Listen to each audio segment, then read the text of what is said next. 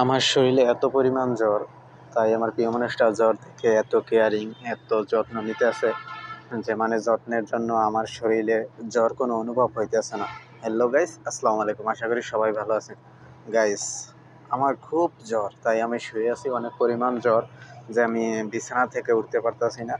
তাই আমার প্রিয় মানুষটা এত যত্ন নিতে আছে যে আমার জ্বর অনুভবই হইতেছে না। গাইস দেখেন, প্রিয় মানুষটা ভালোবাসা মানুষটা এমন একটা মানুষ যে আপনার যদি কোনো অসুবিধা অসুখ বিসুখ হয়, সবচেয়ে আপনার প্রিয় মানুষটা আপনার জন্য টেনশন করবে। আপনার প্রিয় মানুষটাই আপনার যত্ন নেবে। গাইস দেখেন, আমার জ্বর, তাই আমি উঠি না। তারপর আমার ফেইসে আবার দেখেন সফট ক্রিম লাগাই দিতেছে। গাইস দেখেন, প্রিয় মানুষটা এত যত্ন করতেছে যে যত্ন দেখে আমার জ্বরেই ভালো হয়ে গেছে। গাইস যাই হোক, ভালোবাসা এমন একটা মানুষ যে ভালোবাসায় মানে না কোনো বাধা বিপদ, সব কিছু পার করেই প্রিয় মানুষটাকে পাওয়া যায়। অনেক কষ্ট করে প্রিয় মানুষটাকে কাছে পেয়েছি, অনেক ঝড় ঝাপটা, তারপর একটা পর্যায়ে পালিয়ে গিয়ে তারপর প্রিয় মানুষটারে পেয়েছি।